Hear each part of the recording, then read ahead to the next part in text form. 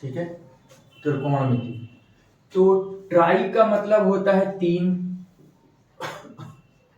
गोनों का मतलब होता है साइड या भुजा,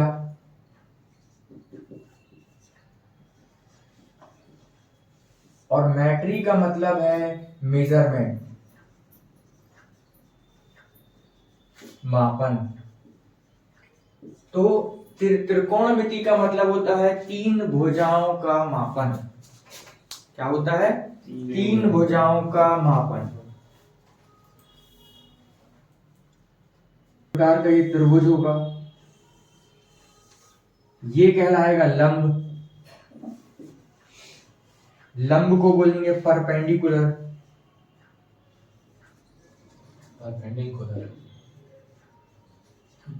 ठीक है, इसे P से डिनोट करते हैं। दूसरा हो जाएगा ये कर्ण, इसको बोलते हैं हाइपोटेनियस।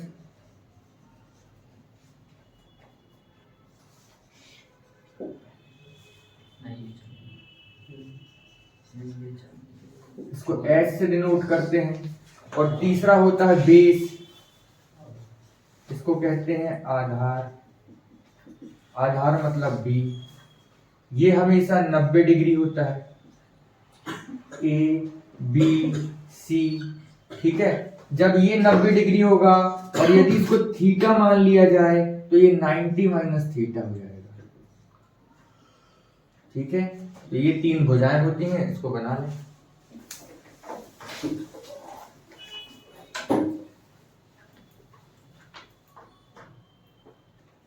कर्ण और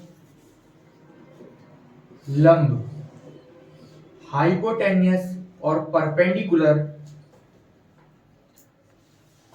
या कर्ण और आधार, हाइपोटेनियस और बेस के मध्य एक का अंतर हो। कितने का अंतर हो? एक का। कैसे? मान लो हमको बड़ी भुजा कितनी दी है? 25। तो 25 से एक कम कितना हो जाएगा? 25 और 24 को जोड़ोगे तो कितना होगा? 49। 49 का वर्ग करो, कितना आ गया? 7। ये लो। ठीक, जैसे देखो बड़ी भुजा हमको कितनी दी है? 5। उससे छोटा एक करो, कितना जाएगा? 5 और 4 दोनों जोड़ोगे 9 का वर्ग अंडर रूट करोगे 3। ठीक, नेक्स्ट, बड़ी भुजा 41 है, छोटी भुजा कितनी हो जाएगी? 40 और 41 को जोड़ो, कितना हो जाएगा? 81 का वर्गमूल 9। ठीक है, फिर देखो बड़ी भुजा कितनी है? 13। इससे एक छोटा कितना हो जाएगा? 13 12 को जोड़ो, कितना हो जाएगा? 25 का वर्गमूल करो, कितना? 5। फिर देखो बड़ी भुजा कितनी है? 61। 61 से एक कम करो, कितना हो जाएगा? 61 और 60 को जोड़ोगे 111 का 11। फिर देखो 113, इसकी छोटी भुजा 112, दोनों को जोड़ोगे 225, मतलब 15। ठीक है, इसी प्रकार बड़ी भुजा कितनी है? 85, सॉरी 85, छोटी भुजा 84, दोनों को जोड़ोगे कितना जाएगा? 169। 169 13 का वर्ग होता है। तो इस प्रकार जब बड़ी वाली दे तो ऐसे करेंगे। हाँ, मतलब उससे ऐसा करके देखेंगे कि फॉलो हो रहा है कि नहीं, बन रहा है कि नहीं, तब लेंगे। ऐसा नहीं कि अपन ने लिया और बस, पहले मैच करना पड़ेगा। लिख लो, ये समझ में लिख लिए जी सर। अब 2 के अंतर की बात करेंगे। जब इनके मध्य 2 का अंतर हो, अभी 1 का अंतर था, ये देखो 1 का अंतर है, 1 का अंतर है, 1 का अंतर, सब में 1 का अंतर था। अभी 2 का अंतर होगा, तब कैसे निकालेंगे? ठीक, रफ कर दूं?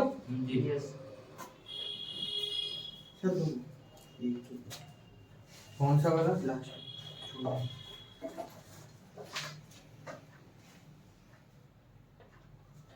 हो गया।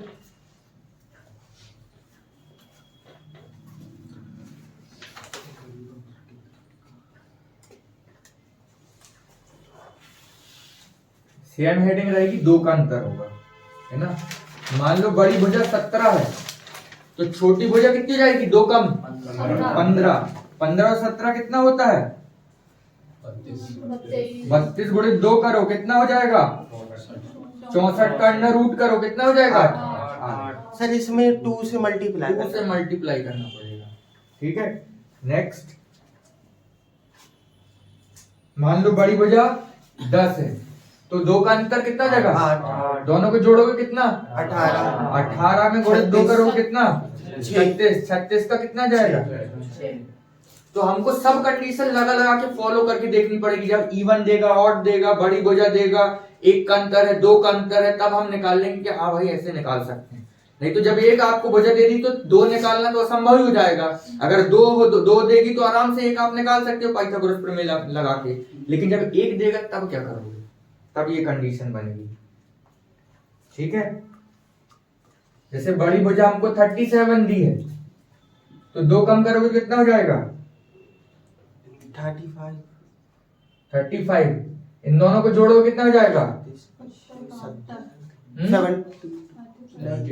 हाँ सर 72 इंटू 2 करो कितना हो जाएगा, 144। 144 का वर्ग 12। बड़ी भुजा हमको 26 दी है, 24 कितना हो गया, 26 और 24 52, 50। 50 गुणित 2 करो कितना हो गया, 100 का 10। ठीक है। आपको बड़ी भुजा 65 दी है, छोटी भुजा 63। दोनों को जोड़ोगे कितना हो जाएगा, 128। 128 गुणित 2 करोगे 256। किसका वर्ग होता है, 16 का। तो इस प्रकार हम सॉल्व कर लेंगे चीजों को।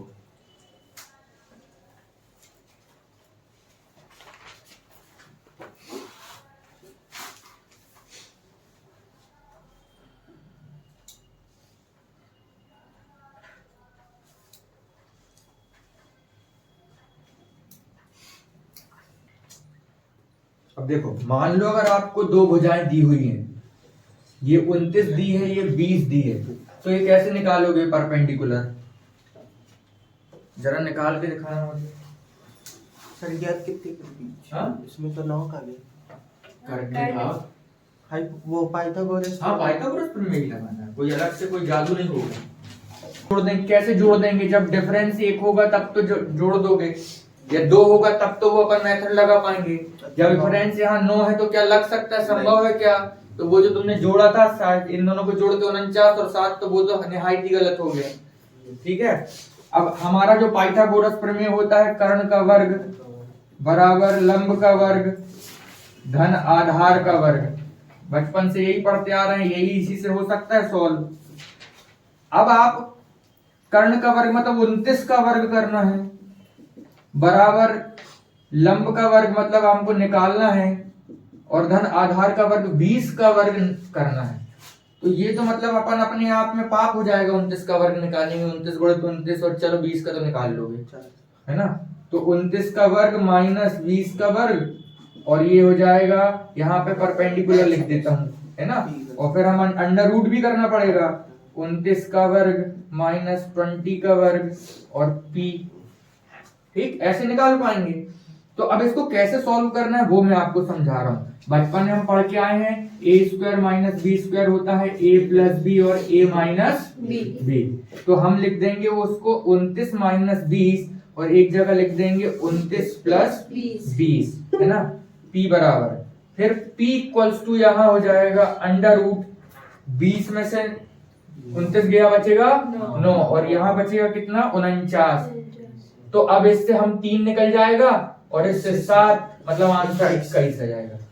आपको ऐसे करना है, मतलब अब अगर कभी भी आपको p निकालना हो तो under root h minus B और h प्लस बी, ये फॉर्मूला हो गया, इसी से निकल कर आया है। स्क्वायर करते मत बैठना। सर अगर अब त्रिकोणमिति फंक्शन,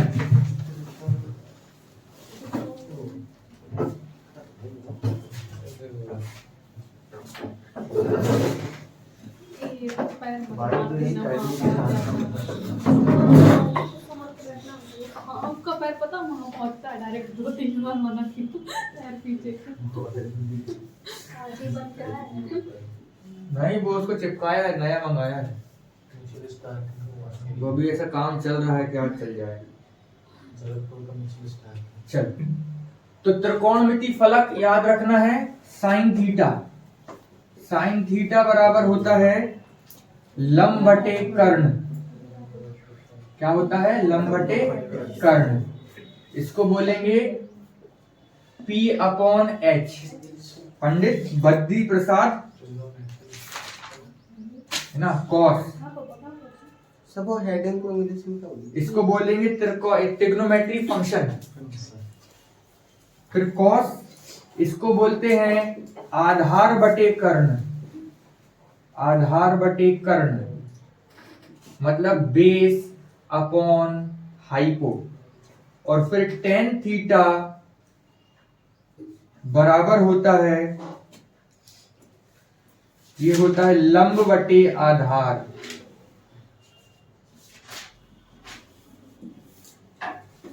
परपेंडिकुलर अपॉन बेस। तो ये आ गया तुम्हारा पंडित बद्री प्रसाद हर हर बोले। ठीक है। साइन का उल्टा होता है कोसेक। तो ये हो जाएगा हाइपो अपॉन परपेंडिकुलर मतलब कर्ण बटे लंब। ठीक है। तो साइन का उल्टा क्या होता है? कोसेक। कॉस का उल्टा क्या होता है? सेक। Sec theta. सेक थीटा मतलब कर्ण बटे आधार मतलब हाइपो अपॉन बेस। और फिर होता है कॉट थीटा। ये टेन का उल्टा होता है मतलब आधार बटे लंब बेस अपॉन परपेंडिकुलर।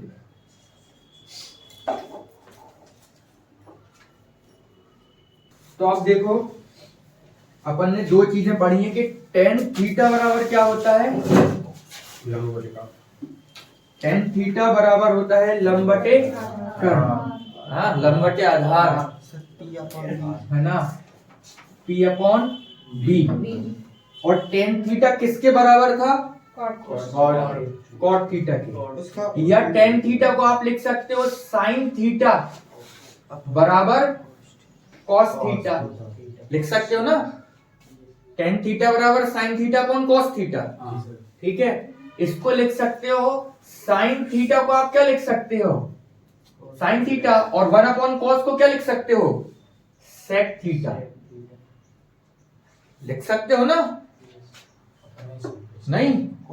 अरे देखो, चलो पहले मैंने वो गलती कर दी ना, एक चीज पहले आपको बेसिक चीजें बता देना था।